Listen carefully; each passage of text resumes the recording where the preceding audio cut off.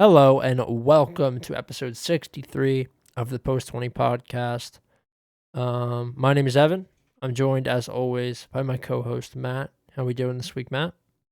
We're good. We're good. We're seeing first bit of snowfall around here where we're living, so adding that into the mix and how our daily lives are going with work and whatnot. But yeah, I just wanted to address my Monday thing. Like mentally, I don't know what it was, but I was just drained and like my mood. I don't know whether you have this or anybody else listening has this, but just like occasionally, every once in a while, I just get in my own head Mm-hmm.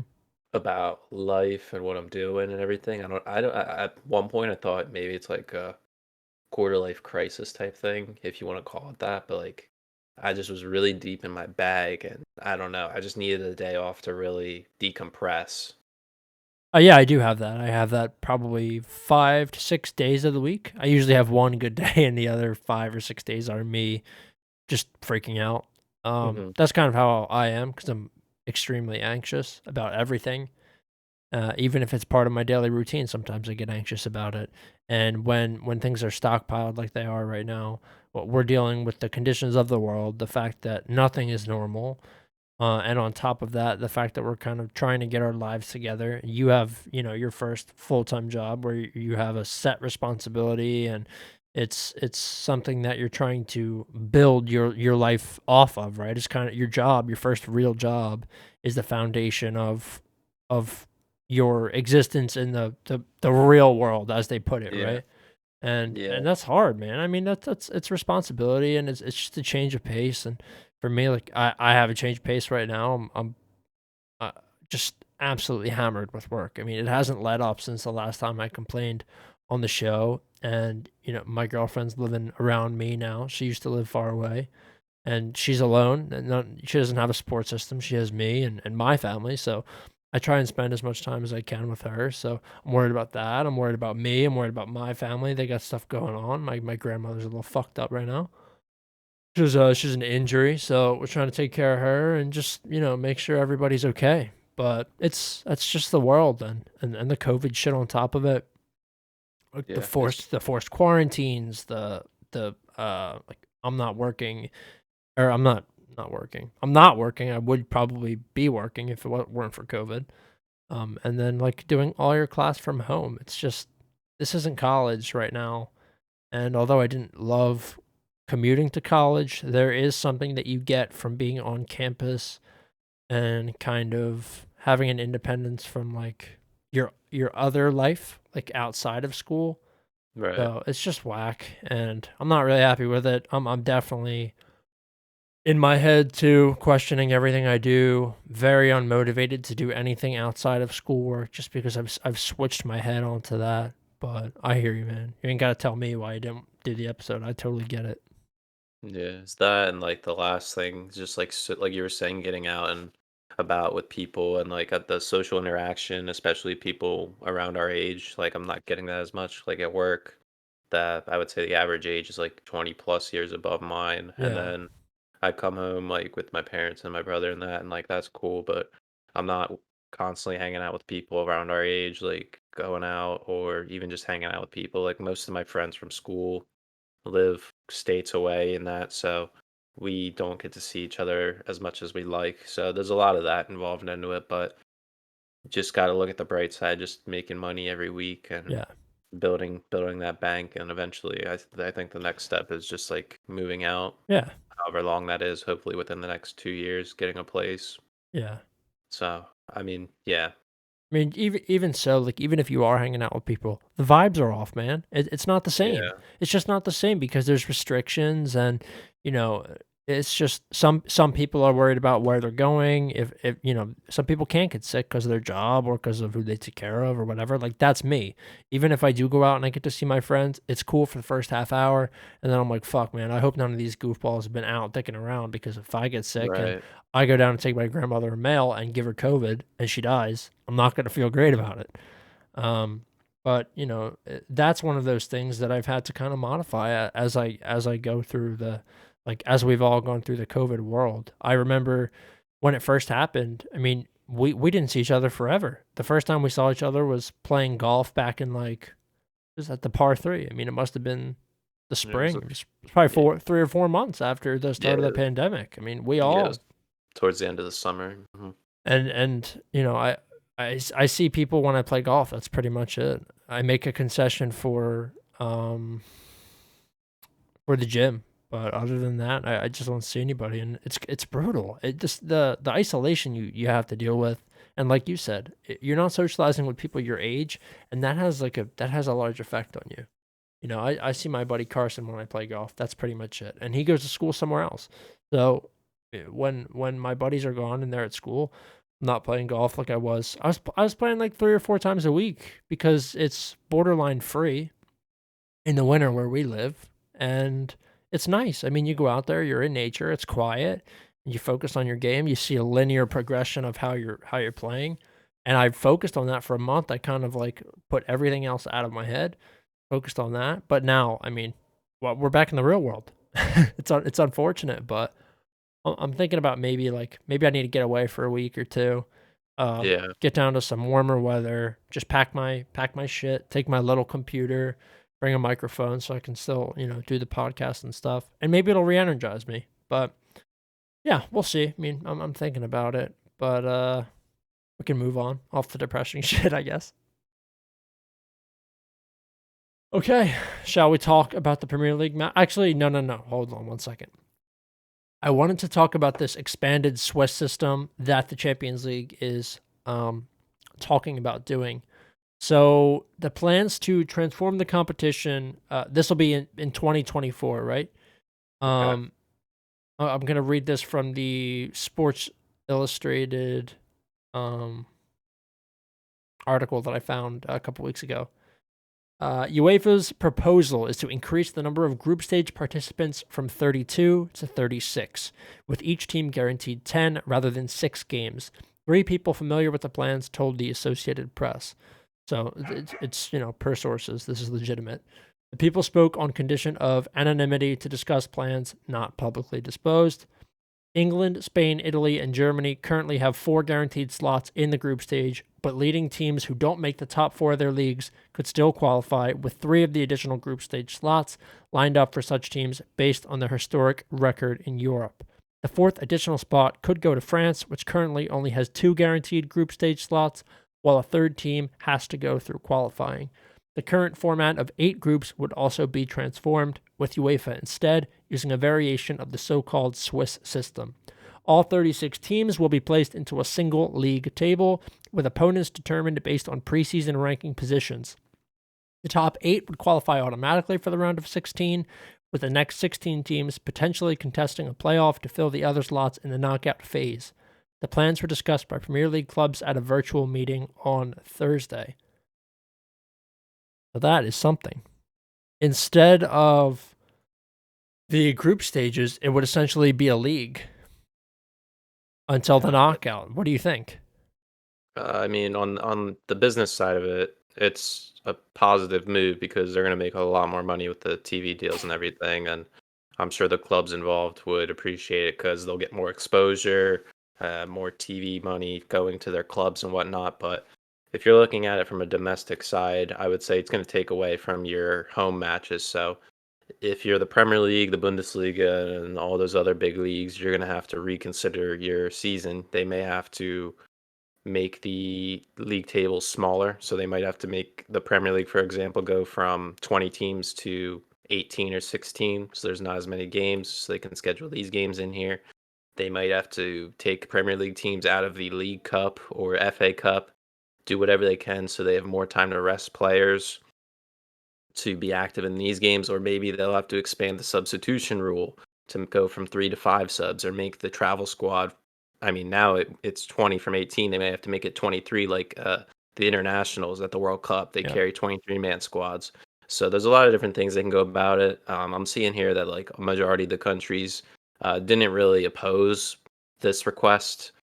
I don't know. I like it how it is. It really makes the competition competitive because we're seeing like in the March Madness tournament, as the years have or as the decade have passed, they've slowly expanded to more and more teams, so more schools have chances to get in there.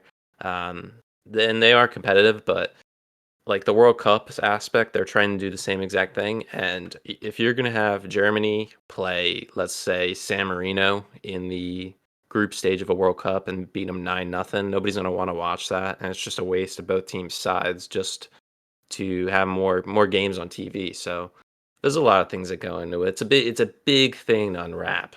Yeah. Yeah, I just kind of wanted to read your like initial thoughts. I for one would be really interested to see how it panned out, probably for just a season. I think I would rather still prefer the traditional group stage format. I like that. I'm used to that. And in terms of scheduling, it's obviously going to be less of a nightmare keeping the group stage than it would be, to switch to this new thing, because playing in two essentially leagues on top of the two cups, domestic cups, which most countries have at least two domestic cups, that would be like you said, complete scheduling nightmare, logistical disaster, and yeah, I mean I guess that's kind of where I stand. I do think it would be interesting to see. I think that one season of a um like a table based thing, I think teams would play differently. I really do. I think they would be not only more tired, but just stylistically, I think teams would have to put forth a different product if they were playing in a league in two concurrent leagues, right? Because if you play the Yeah. same way in every single match, you're gonna get your fucking ass kicked. Um, what especially if the leagues are going on at the same time, because everybody's gonna have the book on you. You know what I mean? I think that another thing is they're trying to compromise recently all these big clubs trying to propose a super league. I think this is a compromise to that Yeah, to I try to agree. keep them happy Yeah. and just to keep them getting their revenue growing. So I don't know if it's 3, 4 years down the line, they're gonna have time to put a better product out rather than rush it out to next season or the following. So I mean, in 3, 4 years down the line doesn't seem like a long time, but it's like pretty much right around the corner. Yeah. So just to like quickly close this out, this is the final line of the article. The proposed changes could guarantee both UEFA and clubs increased TV revenues, like you said, and prize money, like you said, as it would produce 180 group stage games to sell to broadcasters instead of Jesus, 96. So that's essentially doubling the amount of product you have to offer. it's Um, insane. so that makes UEFA a very corrupt organization, and the clubs, which are often corrupt, especially if they're in that very top tier, makes them a lot of money. So Hmm. we will have to see. I bet you that you will see this because, like I said, it's going to make more people more money, and that's the name of the game at the end of the day. Now we move to our bread and butter, the Premier League. Unfortunately, Aston Villa defeated Arsenal 1-0 on Saturday, February 6th. Not a great way to start my weekend. The first goal and the only goal came in the second minute when Ollie Watkins, Matt's most despised and loved striker in the league. He's on the ups. He's on the ups. He's got 4 and 5. He is, and ever since you told him that he needed to score or else he was getting fucked off, then I mean he hasn't stopped scoring since then. Hmm. Yeah, we both backed Arsenal in this, and it didn't pay out. So, and the goal was early, so the rest of the match was kind of drug out. But Arsenal did control the game. How I Yeah, saw, Ross Barkley can't didn't he come out early? yeah, Yeah, he came out early off an injury. He was just coming back off a long term one. yep. So, and they did have one change. They didn't have Douglas Louise in there. They played the guy's first name's Marvelous. hmm They played him in there too. So they had a little bit of rotation, but on Marvelous Arsenal's Nakamba, right? yeah, Yeah, what a fucking absolute banger of a name. yeah, Matty Ryan got a debut in the goal. Yep. The ex-Brighton goalie for Arsenal since Leno's out for the next 2 matches after this. And then Gabriel was in there or Gabriel, I should say, instead of David Luiz. So you guys had a little bit, bless you. You guys had a little bit of rotation in there as well. So Yeah. I mean, with all these congested fixtures, you have to, and with the red cards, especially after Arsenal's last game, it was hard to watch. But I think Arsenal definitely deserves something out of this game, the way they controlled the tempo, but it just wasn't meant to be. Yeah, I mean, from the perspective of an Arsenal supporter, it's actually nice to see, even if Arsenal are getting beat, it's not a bad beat, right? You're not losing because the team you support just absolutely underplayed. Arsenal did control this game, and Villa are a good side this season. This is 1-0 to Villa is something I can stomach. If it was 1-0 to Villa last season, maybe I couldn't stomach it. Um, I do think that having Partey back has been really, really good for us, and I think he makes Xhaka play a lot better. So I'll be interested to see how this starts to pan out. Having Thomas back, we'll have to see, but it's okay. I mean, I can live with 1-0 to Villa, and Yeah, hopefully next I, week's better.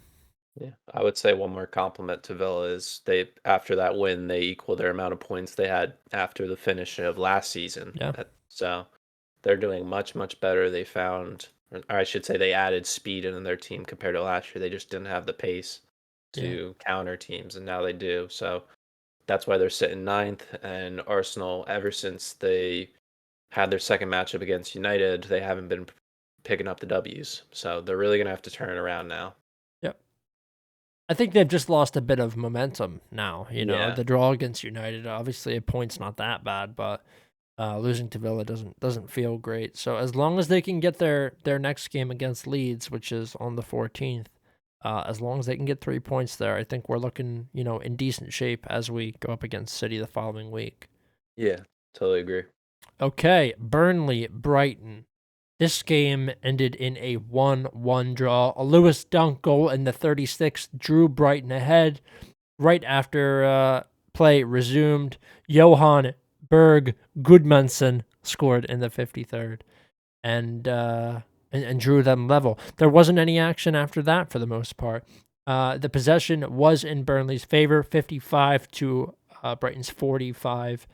And while that doesn't necessarily tell the entire story, I would say Burnley controlled this game. Brighton do kind of play off the counter. It's not necessarily a beautifully solid style of football. I'd say that they're kind of scrappy. Like I never know what to expect. I'm never predicting a win from Brighton. And did you predict a win? I predicted the draw here. You I got it predicted the right. draw, and I took Burnley. Yeah, so I was watching in the mail truck, bro. I was sweating the game out. yeah, it's really it's hard to predict Burnley results because they don't score much. They really can only get one or two if they have a offensively really strong game. Um, I was disappointed by the way Burnley played, but Brighton, continuing to kind of scrape points from teams that are higher than them in the table.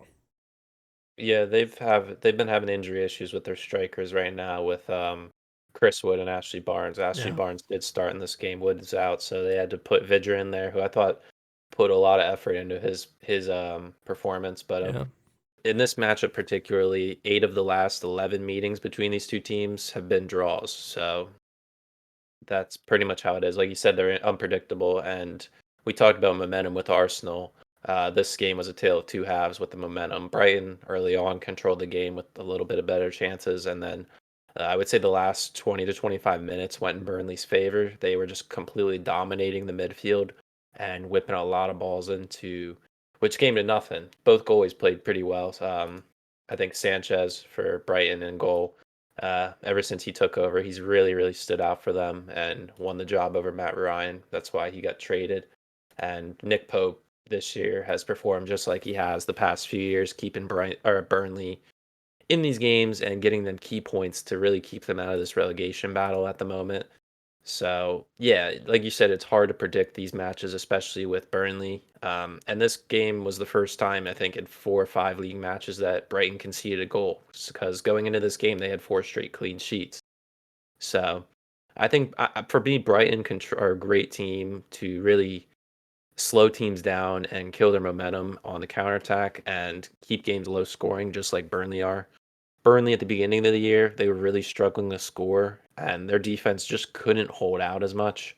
So it's balanced out now for both of these teams to where they are in every match unless they get scored on very early. Then their heads drop. So we'll have to see this week coming up how they'll do.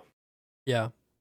I'm looking at the table now. It is kind of hard for me to believe that Burnley are in 17th place. They are 8 points clear of the drop, which is good for them. That's quite a nice margin. But I feel like they're better than a 17th place team.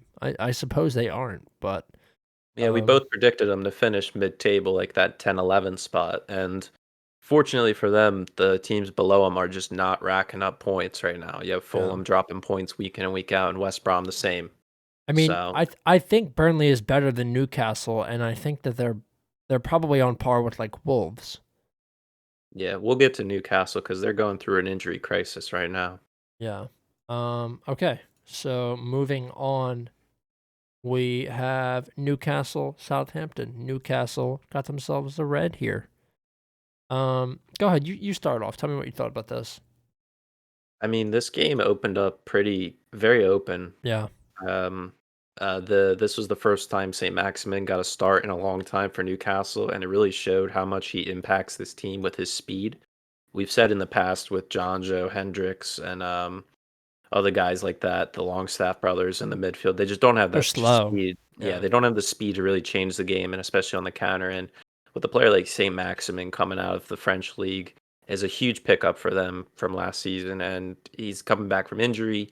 He is a great partner up front for Wilson and Almiron to really create things and open things up. He's somebody they have to keep their eye on, and it showed early on. He got out wide. They played it out to Lewis, and he whipped the ball into Wilson. Wilson held it up. Oh, I'm thinking of the last week when John just scored. Yeah. Yeah, but they got a big pickup from Joe Willock from Arsenal. They got him on loan. He scored in his debut. Of course you did. hmm Of course. Yeah, Arsenal goes on loan. Arsenal boy goes on loan. He performs where he can't do it at the parent club. Yeah. But yeah, and another loanee on the other side, Minamino scored. So you got a lot of good things from the new signings off both teams. But I did not expect this to be a high scoring game. I think we both picked Southampton in this to win Yeah. it. And early on, it just did not look like it. We were tweeting live, and during my one tweet, it literally became 3-1. I was like, oh, fuck. Yeah. Um, but there was some life, or there was some fortune for. I can't even talk. Southampton did get fortunate with the Hendricks red card early in the second half, so Mm. they were on the back foot the rest of the game. And then it's just Southampton right now are in terrible They form. are. Yeah. They got a huge win today in the FA Cup as of recording this against Wolves. That was huge for them. Ings got on the score sheet with Armstrong as well. Could have been 3-4 nothing. But Wolves have been slacking. But for Southampton, I think they're going to start turning a corner here. They're really going through a rough patch, and I think Ralph is a manager to where he can pull these guys out of the gutter and Yeah. really get their morale up. So their next few matches, I would say, go in their favor. But for Newcastle, I was just seeing Callum Wilson did get injured in this match. There was a slight hamstring issue, and nobody thought it was serious. But news came out today that he'll be out for the next 8 matches with a hamstring tear. And then also, especially on their defensive end, Cher will be out with a ligament issue. He'll be out for 8 weeks as well. And then Manquillo as well will be out for at least a month. So they're really lacking on the defensive depth chart. They did sell DeAndre Yedlin for their fullback depth. It went to Turkey to Galatasaray. Mm-hmm. And other than that, I think Lascelles might be out for a little bit. So they're really, really, really low on defenders right now. They had to play Isaac Hayden back there, who's naturally a holding mid.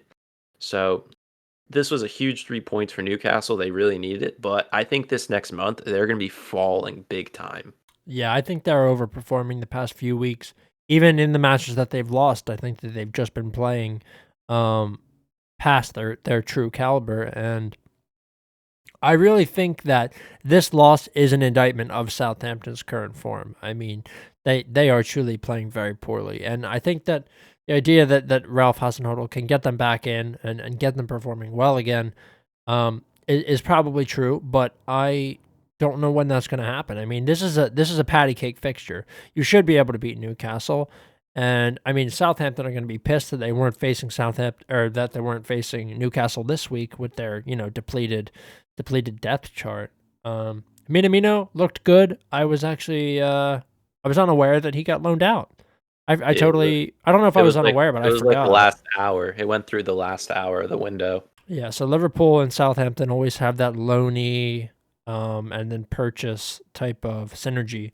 We'll see. I'm actually surprised that Liverpool wouldn't keep him because they have so many injury problems themselves. Surprised they haven't slotted him in or moved him around or anything. Yeah, I Um, guess Klopp prioritizes Shaqiri and Origi ahead of him. I guess so, yeah. And then James Ward-Prowse, honestly, just clinical. He's always really solid. Yeah, he flies under the radar. He does. He's not a flashy player. He just goes, takes care of the business. He's the captain of the club, so that's huge for him. And as well as speaking of injuries, Vestergaard is back, their main center back, Mhm. after 2 months. So I think he's the tallest player in the league. He's like 6'7". Yeah. So that's a big boost for them going into this match. But they play Wolves again this weekend too. So Mhm. Yeah, I'll be interested to see how Newcastle fare next week without Fabian Schär. That's a fucking huge loss for them. I mean, he's really controls their defense. yeah, That's a really really rough loss for them. yeah, they usually play five in the back. So we'll see if they go to four with a lack of depth, or if they stick with it and just throw holding mids in there. Yeah. Okay. I guess Newcastle will be happy to beat Southampton, who are a far better side than them.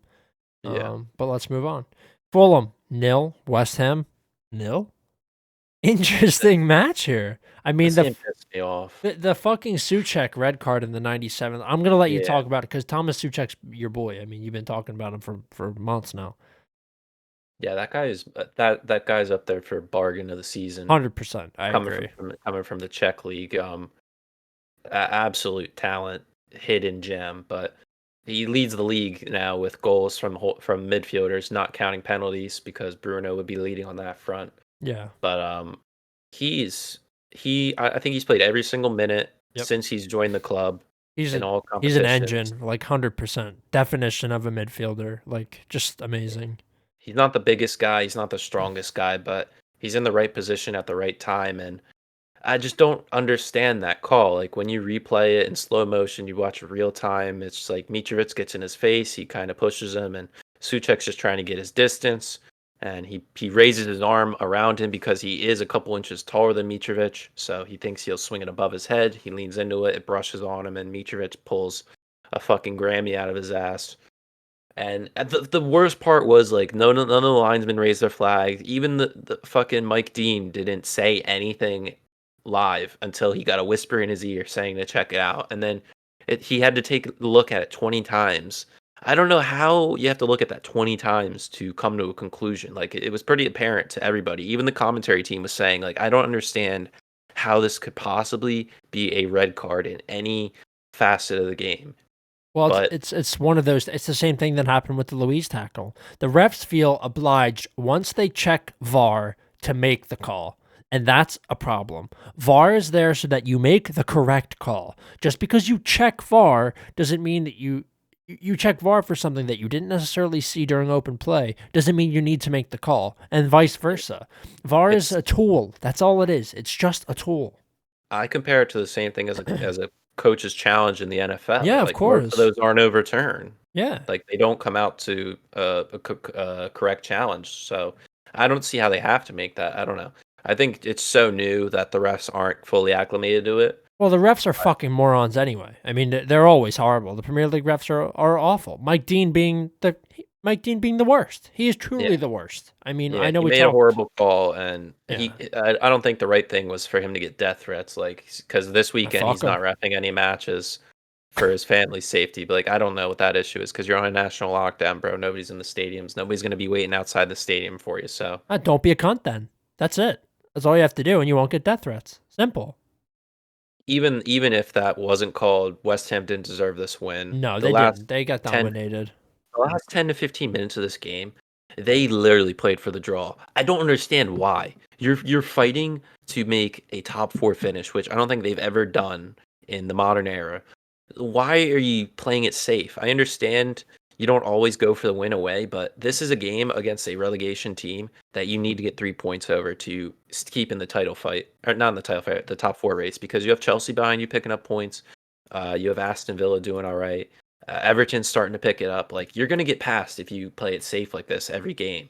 So I honestly at that point wanted Fulham to win the game. Like they control the game. They did. Scott Parker knows how to control the game's tempo in that. And they do have at times where they're on the counterattacks. They do look very, very dangerous, but they just do not have the experience to put the ball away consistently or multiple times in a game. They really struggle. And that's probably why they're going to be down there for the whole season battling it out. I think they lack firepower. I think that's what it comes down to. They don't have a lot of money, and they don't even have a lot of structure in terms of the people that they're playing every week. And I do think Scott Parker is a good manager. We've been singing his praises for a couple weeks now. I think that we both see that he has some talent and some ability, but I don't think he has all the tools to succeed. I thought that this was a good result for Fulham. I mean, West Ham are like, where are they in the table? Fifth or West Ham's sixth? fourth now. They're in Or fourth. they're sixth. Okay, Sorry. okay, 'Cause okay. Liverpool and Chelsea jumped them. So I was right, fifth or sixth. That's a good result for Fulham, who are in the fucking relegation zone. So as much as I would have liked to see Fulham win, especially in the last 10 minutes when I realized that, good old Moisey was playing for the fucking draw like a moron. I think that they'll still be happy with that. And this was actually a really slow and boring game to watch, but I did watch the whole thing. The Souček red was fucking dumb though. I mean, that's just disgusting. Yeah, Lingard coming off a 2-goal game, didn't do anything. Yeah. He played back to his normal level, and I think Mikel Antonio picked up a knock, or he's having fatigue issues, so I don't know if he's 100% going to play this weekend in their next matchup. So He's such a fucking fat bastard, dude. His fitness is so bad. They just don't have any depth at striker right now to wear, because they're playing fucking Yarmolenko up there at times, who's not even a striker. Yeah, they need to. They were looking at that Wang Hee-chan guy from Leipzig, but they didn't get him in time. They waited too late. They're gonna have to wait till the summer. I know. It Okay. might cost them. Yeah, it will cost them. Manchester United 3. Jesus. Everton 3. This probably the game of the season for me. I was close, bro. I called Everton win. I knew something was up, but it just didn't come out all the way. I think I had United win. Yeah, when DCL scored that last goal, bro, I was like, nah, Evan, bro, because that put you 0-5 for the day. It did indeed. I would have been like, 1-4. I was like, this guy, bro, just never, ever. Your pick'em is literally. It's so diabolical. It's so bad. You have all types of diseases going on when that shit comes around. I stopped betting Premier League because I'm ice cold. I can't get it right. I have to have a good week. I have to have a week where there's a couple fixtures that I'm like, okay, that team will win if I'm going to bet on it. But the past couple weeks of fixtures, I mean, we have truly been shooting in the dark. Yeah, it's been up and down a lot. Okay, so Edinson Cavani, old bastard, doing it again. He's shown that he still has some life in him this season. Scored in the 24th. Bruno Fernandes added another one right at the stroke of halftime. They went into the locker rooms, and I guess Ancelotti said something to Everton because they came out firing. In the 49th, Abdoulaye Doucouré scored. In the 52nd, James Rodriguez added another. It wasn't until the 70th minute that United retook the lead with a Scott McTominay goal, only to have the 3 points stolen from them by my main man, the tap-in wizard, Dominic Calvert-Lewin, score in the 95th minute. They had to share the points here. This was one of the most electric games I have seen all season. It was such a nice game to watch. And, I mean, United, when they're on, they are very enjoyable to watch, I will say. And Everton, when they are on, are probably my favorite team to watch this year because they are so electric. They are so dynamic. And James wasn't great in this game for the first half. But like I said, they must have said something to him at halftime because he came out in the second half and looked so much better. And they were they had more dimensions when they came out from the locker room. I don't know how you felt watching this game, but after United scored that second, I thought it was curtains for Everton. Yeah, Bruno just scored an absolute peach of a goal, just hitting it right over Olsen. But he made it look so nonchalant. Mm-hmm. I would say lineup wise that this possibly is Man U's best lineup. It is. Maybe you throw Martial in there instead of Greenwood, but I think every single guy on that squad, I think this is their best team. Cavani has 3 goals in his last 5 in the league now, so he's starting to pick things up. On Everton's side, James actually got on the score sheet, which he hasn't done in a little while. He's still dealing with like fitness issues, So we'll have to wait and see how he's feeling for this weekend's match. But I think Everton played the best way they could have against this United team. They didn't expect to win the possession bit match. They just hunkered down, cleared it when they could, and took their opportunities when they could on the counter, and it worked out to their favor. Moving forward, I think Everton can take more positives out of this than United. For United, they really needed this win for the title race. They're sitting 5 points behind City, with City having a game in hand, which they'll have this weekend or this week. Yeah. I don't know. I don't know. For United's sake, just they really, really, really need to know how to close these games out, because you can't be conceding a goal in the 95th minute. No, You that's really just bad can't. news. That's squeaky bum time. It is. I mean, that is just bad news. I mean, we've said that about United's defense. They're not all there. Even when even when it just half matters, they're there. But when it really matters and you really need points, you really need to get back towards the top of the table to steal some away from where City is. They can't do it. And this is one of those games where you have to win there. Sad. Sad Yeah. scenes. I mean, following this, both teams picked up a win in the FA Cup, both in extra time. Man U's over West Ham, whereas Everton over Tottenham in an absolute barn burner, 5-4. I know, Uh, dude. Everton is scoring. yeah, so going into their matchup against they don't play Man City first, they play Fulham first. Should be very interesting. Yeah. Okay, moving on to a game that was a little less impressive. Tottenham 2, West Bromwich Albion 0. Harry Kane is back, and of course he scored. Harry Kane and Sung Hyung-min scored goals in this match. Tottenham completely controlled the game. They had 6 shots on target versus West Brom's 1, 66% possession versus West Brom's 34. And now Tottenham are looking to get back on a winning streak after losing 3 in a row in their last 3. So we'll be looking to see Tottenham improve. I think they looked okay. I don't think West Brom are a very good team, so I don't think this necessarily means much. But Tottenham did play, I would say, probably their strongest attacking force. They had Lamela in, Lucas playing as like kind of a center forward, center attacking mid type role, and then Son out on the left and Kane up top as the striker. This is my favorite. What's it called? Favorite positioning set that they play. Yeah, I think Lucas perfectly fits He that cam does. role Yeah. right behind the striker. He plays off Kane pretty well. I would say there's a debate whether you play Lamella out there or you play Bergwijn. But I think as long as Bale does not touch the field, Mourinho should have a decent time going forward. He's Uh, diabolical. He really yeah, is. if you're not picking up 3 points against this West Brom team, there's really a lot of questions that have to be asked of Mourinho. But they took care of the business in the second half. They couldn't get anything in the first half. Um, got us. We both picked Tottenham in this game because we weren't psychos thinking Big Sam would ever pay you back. He doesn't do anything like that. But yeah, Tottenham played well.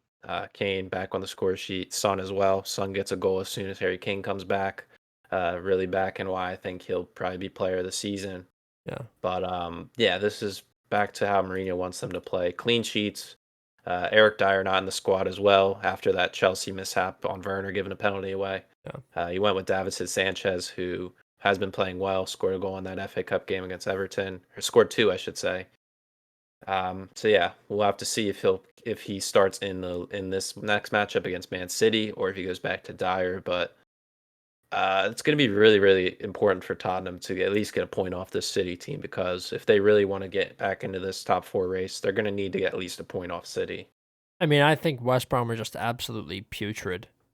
Their most technically skilled player is probably fucking AMN. Maitland-Niles he's one of the only guys that I feel like is comfortable enough on the ball to even get anything done in like a technical sense. I just don't think that they have a very good team. Romain Sawyers is another decent enough player, but he's not going to get it done from the position he plays at. They're not ready. I don't think they're not ready to If they don't compete. finish dead last, I'd be shocked. Yeah, me too. I agree with you. Big Sam. I mean, you think they'll fire Big Sam or no? I don't know. I feel like he was brought in to keep them in the league, and I Well, think he's once failing. they get relegated, I don't think he'll be around at the start of the next season. I think they'll find somebody new, but Yeah. if he does stay, they'll probably give him like a 3-month period to where if he doesn't do well in the championship, he's gone. But I don't know if he even wants to manage in the championship. Maybe he thinks he's too big for that. Perhaps. Oh, hey, I wanted to talk about this quickly before we move into the next one. Have you watched the Ted Lasso? That Oh no, is that on Apple TV? yeah, it's No. so I when I got a new phone, I got like 2 free years of Apple TV. Dude, it's Okay. actually really good. I like it a lot. It's really funny, and like since we watch the Premier League and we're familiar with British culture, like it's actually really funny. Your dad would really like it. Yeah, I'll definitely let him know. He'll probably get on that real quick. He's looking for something to watch. Cool. Okay, moving on. Wolves nil, Leicester City nil.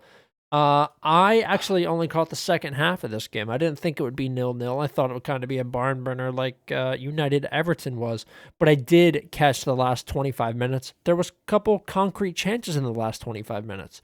I was surprised that this game ended 0-0 after watching that 25 final minutes. I thought that there would have been a ton of chances the whole game. Dude, this game should have had a winner, but I did predict this to be a draw. Yeah. I was sweating Did out of you every did you part of bet my on a body. draw? Yeah, Oh, yeah, I you did. did? I was fucking my forehead, bro, was dripping. When Fabio Silva missed from Uh-huh. six It was yards a out, sitter, dude. It was disgusting. that just, I mean, he did okay today in the FA Cup, but he's just not their guy right now. I think Willian Jose has to play in these big games, which he did. He did start in this game, but he just didn't get the service that he looks for. He needs those balls whipped in, kind of how Cavani plays, like right to him to Yeah. put on goal, and it just wasn't coming to him. And they were rotating a few guys a little bit. They did get Morgan Gibbs White in there. He's been getting a run in the team, Yeah. playing out there like a wing back role or out wide where Neto is. So it just didn't go for him, and I was shocked for Leicester's sake. They should have had at least three, Yeah. but James Madison couldn't get the job done. Harvey Barnes missed a couple. Same with Evans and Suchek Yeah. on the corners. They had to have scored on a set piece, but both goalies played very, very well. And it turned out to be a point for each. Wolves, for their sake, really need to get wins because they're starting to fall down even further. Yeah. They might even be in that 16th, 17th role if they continue. But Leicester dropping points again. Yeah. They're sitting right at a point where Liverpool's going to jump them and Chelsea might jump them, and they'll get bumped out of that top four. So I would think for Brendan Rodgers' um, role, he needs top four because they missed out on it last year, controversially, and this season they're in a similar spot. It's a similar time frame to where Project Restart was coming around, and they dropped points on points on points. So they really need to find their form.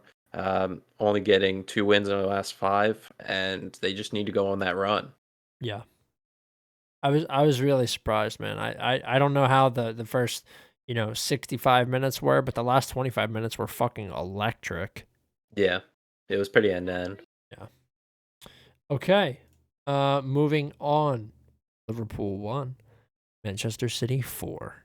We Yeah, both predicted a all I gotta smashing. say about this is Allison, man. Just Oh, Allison. just diabolical play from him.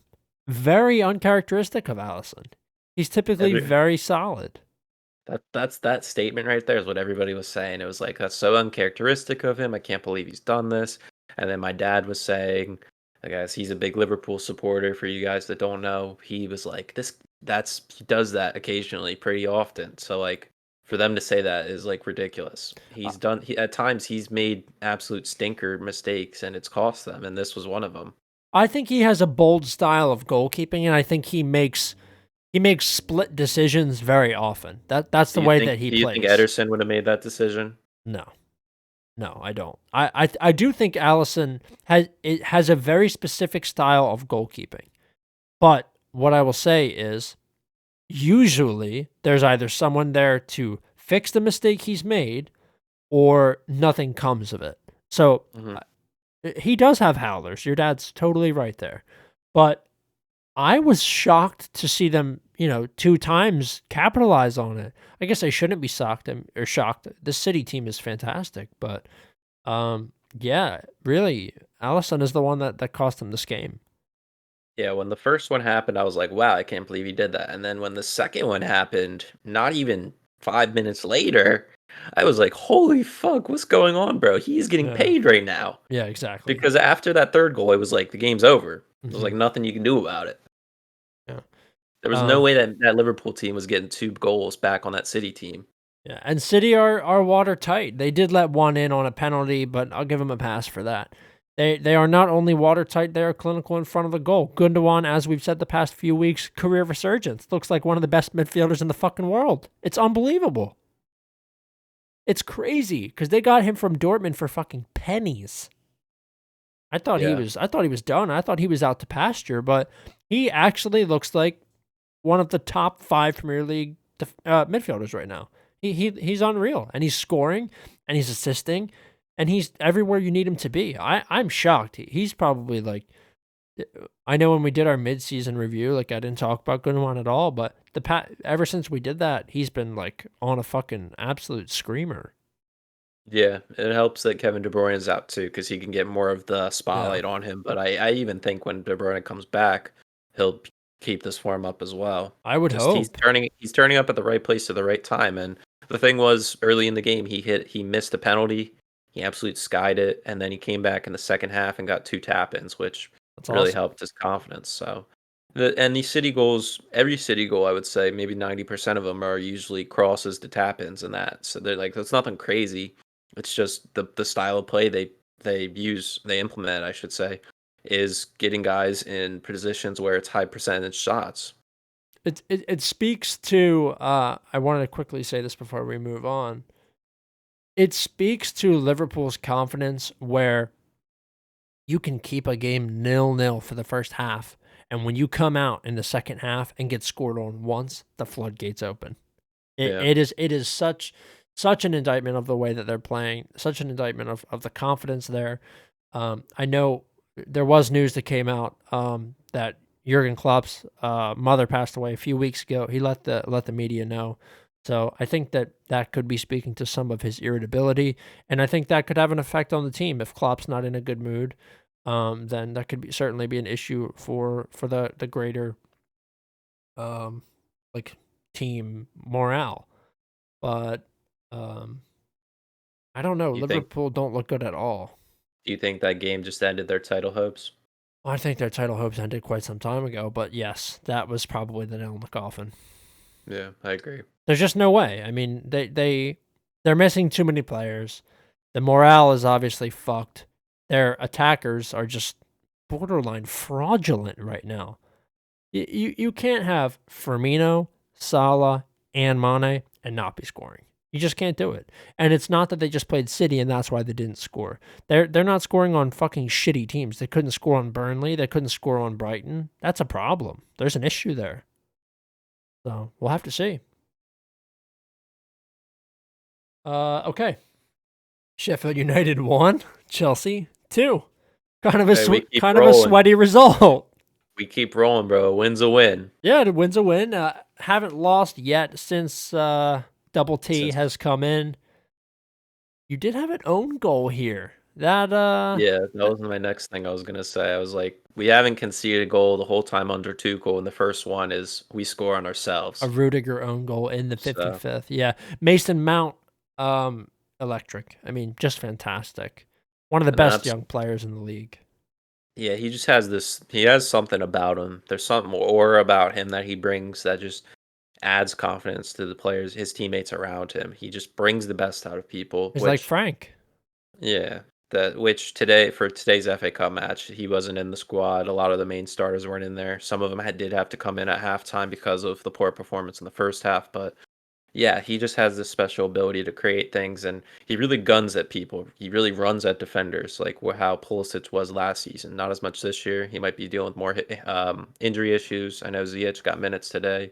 He's still coming back from injury issues, so Mason Mount's really had to step up and put players in key positions, and he's really had to step up in the goal front as well. Yeah. Um Good result for Chelsea. I'm kind of expecting them to continue this form until the end of the season. I don't think there's going to be a lot of games where Chelsea get upset. I think Tuchel is a really good manager, and I think that Chelsea have enough talent to consistently get results. Um, Sheffield impotent as usual. I mean, besides that game where I said I had a feeling about them, Hmm. they haven't done anything since. So only really 3 shots on target for them, which is what Chelsea had as well, but no really solid chances for There were Sheffield. there were plenty of opportunities, I think, for that chances that came up for them that really they could have taken advantage of. But But they I think don't. That's the thing.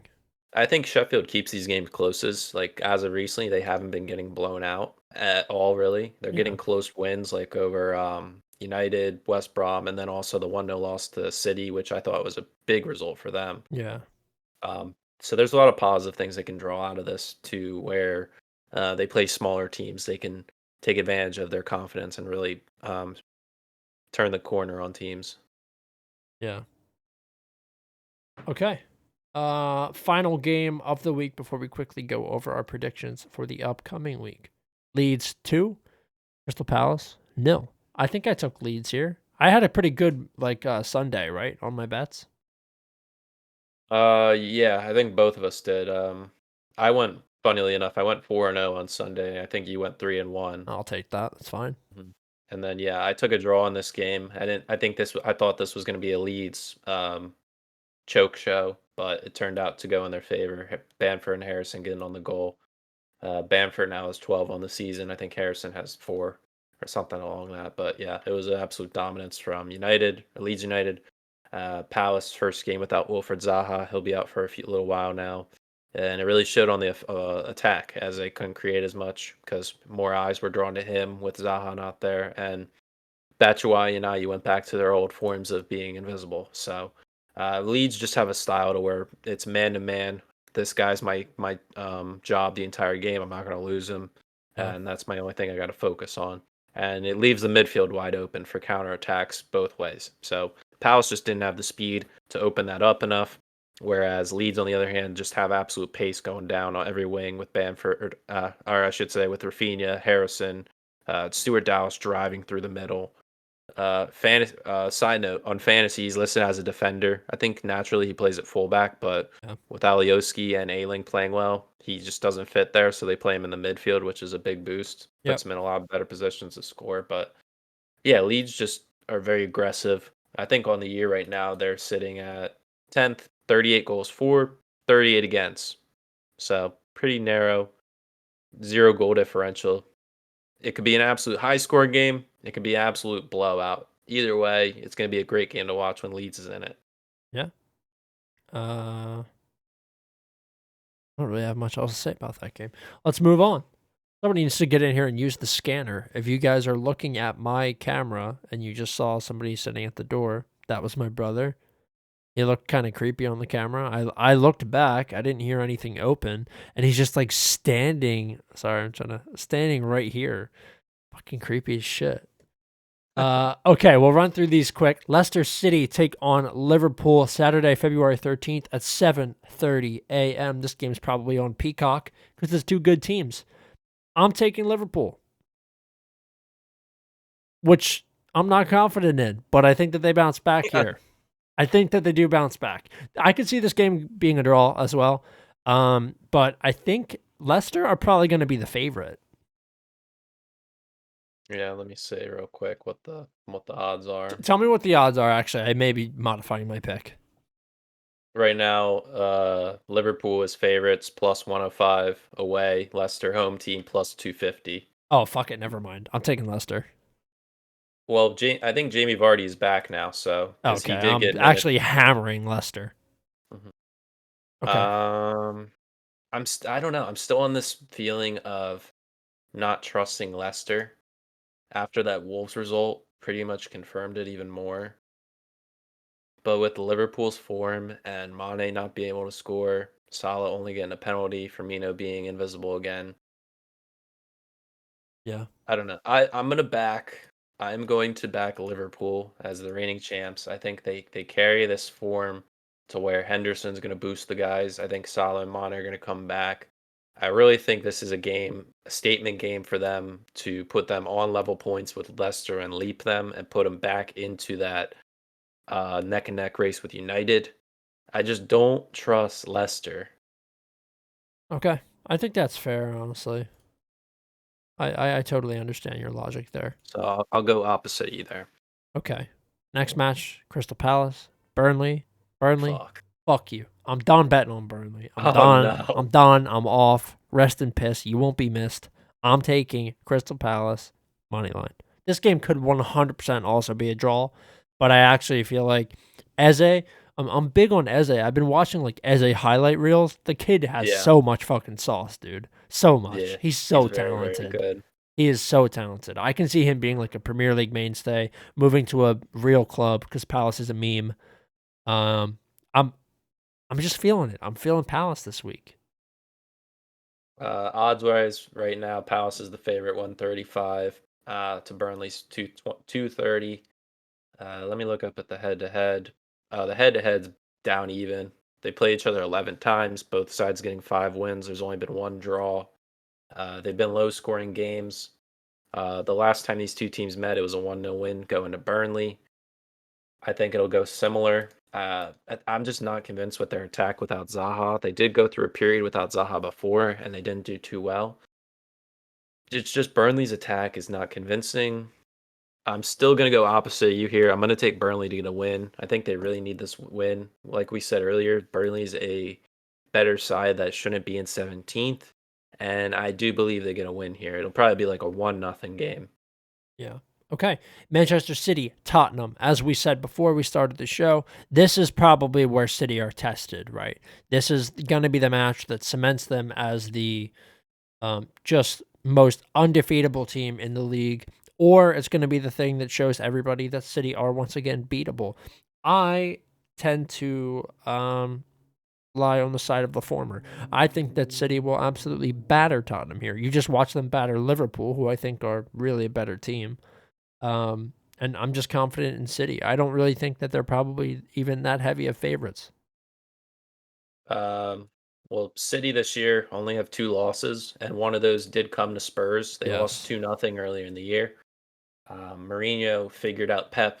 These guys have played each other multiple times over the past years, whether it was here in the Prem, United City, Spurs City, or going to La Liga with Madrid, Barca, or even when Pep was at Bayern and Mourinho was wherever. But these guys know each other. They know each other's tactics pretty well. So I think this is going to be a very tactical game. I don't see a clear winner here. I'd like to say City wins, but after this game against Everton, them scoring mad goals, Harry Kane's return, I think the choice of Sanchez in there instead of Dyer adds more feistiness in their defense.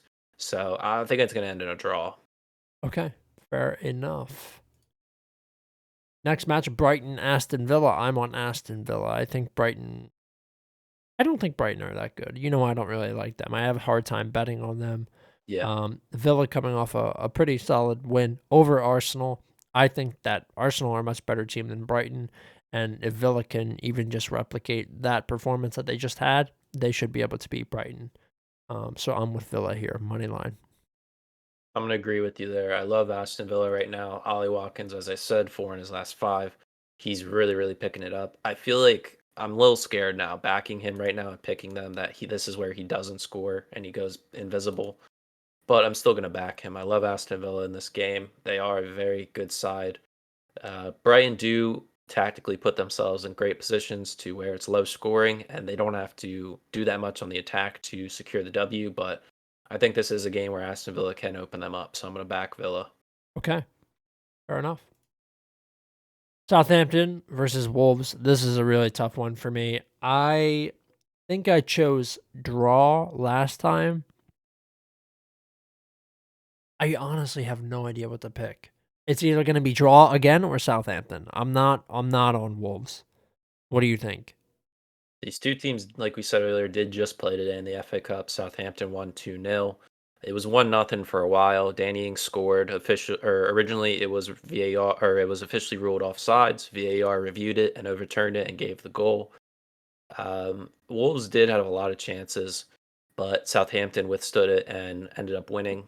I just don't know. They did start Fabio Silva. Willian Jose did come in late, which then opened up a lot more chances for them, but it was too little too late. Southampton, I think this is a turn where they really need to bounce back. They've lost 5 straight games in the league. They've fallen from where they were in 7th to now they're in 12th, and they could fall even further with a loss here. If Wolves wins, they will hop them in the table. I'm going to go Southampton here. Okay. Yeah, me too. Fuck it, Southampton. Yeah. Mhm. Next match, West Brom versus Manchester United. Not much of a question here. We already talked about West Brom. You have our reasoning. I don't think you'll be betting West Brom. I certainly won't be. I'm taking United straight up. Yeah, I'm going to back United here too. I think after that Everton game, there's going to be a lot of things they need to shake off, really closing out games. And I think this could be a 4-0 absolute annihilation of Big Sam. Me too. I do too. So I'm going to go be United with you. Awesome. Next match, this is a tough one. I have no idea what to pick. I'm going to pick Arsenal. They play Leeds, and this could go one of two ways. Leeds blows us out, or Arsenal win like 1-0. I don't see it really going any other way. Yeah, I'm looking at the past results. We These two drew teams, earlier this it, year. it was 0-0, very Yeah. boring. Yep. Leeds are in great form right now. They really know how to open teams up. I think Arsenal, to their credit, hold teams to very few goals when they're on their game. With the two holding mids in front of the defense, really lock a lot of things down.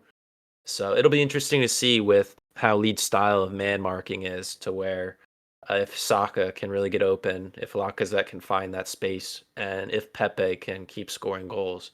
Um, I'm going to make a bold prediction here. I think Arsenal Me wins. too. Okay, I cool. th- I think this is a game where they really, really, really need to win because they're outside the top 10. If they win this, they get back in the top 10. And they just really need this because Mikel was very, very, very upset after that loss in the previous week. So it's going to be really interesting to see how he comes out in this game to Bielsa's tactics. Yeah, I'm hoping we play a strong side and I'm hoping the two defensive midfielders we have, Partey and Xhaka, kind of hold those forwards down. That's really all we have to do because otherwise Leeds are a very average team. Yeah, and I was looking at the odds, and Leeds right now are plus 300 outright. So if you're looking For a dog. for them, and I don't know, I'm looking at that right now, and I might bet against my pick, but I'm gonna back Arsenal. Yeah. Well, it's a great value pick. That's, it's picking a team to win and then picking them for, potential value. It's different. I totally understand that. I've just done that in the past, and it's burned me. So I Yeah. just have bad memories with it. Yeah. Okay. Next match, Everton, Fulham. Although we have been riding high on Fulham, singing Scott Parker's praises, I do not think they win this game. I can see this ending in some sort of bizarre draw, but I'm going to say that Everton win. Yeah, I'm gonna go with an Everton win as well. The last time these two teams played back in November, Everton won 3-2, very high scoring game. When Fulham figure a team out, they just dominate the game. And I think this game in possession is going to be 50-50. I think it'll be end to end. I Yeah. think it can be high scoring if Everton just conceded 4 to Spurs, and the previous game they conceded 3 against United. So they're going to be really, really training their defense right now. I think Fulham can capitalize on that momentum and score another goal or two on that. It'll just depend if Everton can respond. So I think they do. I think Everton's going to bury Fulham down there and going to leapfrog them back into that top 4 contention. Okay. I'd like to hear that. I'm on Everton as well. Next match, West Ham versus Sheffield. Oh, this one, I don't know, man. I will tell you right now. I have a feeling about Sheffield again this week. It's back. I don't know what happened. It's funny. It just comes and goes. But I have a feeling about Sheffield this week. I really do. I'm like, Suchek's not going to be playing, and he's so much of their central game. I'm gonna say draw. I don't know. There's something's happening. Yeah, I'm looking. The last time these guys played was the 1-0 win where Haller scored the bicycle kick. Oh yeah, I remember that. I don't know. Out of all these teams in the bottom 3, Sheffield is the team right now in form for me. Yeah. And after that stupidness of West Ham and Moyes playing for a draw against Fulham like that, I have a tough time backing them after that. yeah, I do too. But and plus with Antonio going to be out, they're going to be out with a true striker. Lingard and Benrahma and those guys in the midfield are going to have to pick up the slack. But with the form Sheffield are in, if they can hold West Ham to 0-0 at the half, they can squeak out this win. But if West Ham open up the scoring early, I think they'll roll them. Yeah, me But too. I'm gonna take a chance here. I'm going to say draw. I really really wanted to say Sheffield, but I think it's gonna be a draw. Me too. I do too. I think it could be like a 1-1 or a 0-0. I don't see it being a high scoring affair. Hmm. Okay. Last true game of the match week, Chelsea versus Newcastle. I'm on Chelsea here. Like I said, Newcastle been overperforming, and then we also talked about how much of an injury problem they have. I do not think that Newcastle has the firepower to take down this Chelsea team, who are currently unbeaten in 3, I believe. So I'll be taking Chelsea money line. Yeah, Chelsea money line as well for me. I would say under 2.5 because I don't think we've scored more than 2 goals in a game this far under Tuchel. The guys still are having scoring issues. Tuchel's come in and shored up the defense, which is very nice to see. It's a good starter to begin with its new team you come in to manage to shore up the defense. But he's really got to unlock Timo. He's got to unlock Mount more, and same with Abraham coming off the bench and those guys. So Chelsea does win this game, like you said, with the injury issues. It's going to be interesting to see how we defend Saint Maximin and Almiron coming at us, but I think they'll get the job done. I think we hold a clean sheet, and it's going to be 2-0 Chelsea. Okay. Okay, so we're gonna quickly go over these two like makeup games. A match day 16 makeup game, Everton versus Manchester City. Ooh. Now, I think this does depend on how City play during their fixture this week, Yeah. but I am confident in saying that they should win and probably will win against Everton. Even if they don't win against Tottenham, I think that they do win. That means they especially have to win against Everton. So I'm going to take City. Yeah, Could be a good game. this is hard because you're predicting after a game that hasn't even happened yet, so you don't know with injuries and form and all that. Right. But right now, I like Everton. It's hard to bet against City. Yeah. The last time these guys played was on New Year's Day. City got a 2-1 win with a Jesus brace. I'm gonna go safe and say City. I think Okay. I think they'll roll. It's so hard with how they're playing, and they've only had 2 losses. And I don't know, he might rotate the team a little bit too. So I'm gonna go with City. Okay. Then the next one, Burnley Fulham. This is a match day 17 makeup. This is probably gonna be like a complete stinker. I know I said I was off Burnley for this week, but I'm actually gonna be back on Burnley for the game against Fulham. I'm gonna go opposite you. I'm gonna go Fulham here. This is do or die for Fulham It kind of because is, yeah. if they lose to Burnley, who sit right above them, they would go 11 points clear, depending on how this week's game goes. If they lose to Burnley or even draw, I think they're forked. They're done. But yeah, I think Scott Parker gets the guys up for this game. I think Loftus Cheek, Cavallero, and Lookman, those guys really step it up and put goals in the net. It's hard because Burnley are one of the best defensive teams this year. Yeah. Um, the only thing going for Fulham is Burnley doesn't score a lot. They're the least scoring team in the league on 14. Fulham not that much better with 17, but I'm going to take Fulham in this game. Scott really needs this one. All right. That concludes our predictions. Thanks for joining me as always, Matt. It was a fun show. It was a shorter show. It wasn't as long. I know we've been going kind of in depth, but It felt like one of those longer shows. What it turned out to be. it was an hour and 10. Yeah, still It's that probably seems. because I didn't bitch as long. Like I bitched Yeah, for a long time at the beginning of last episode. But for the 5 to 10 people that listen every week, I don't know. We feel like we owe it to you to let you know what's going on in our lives.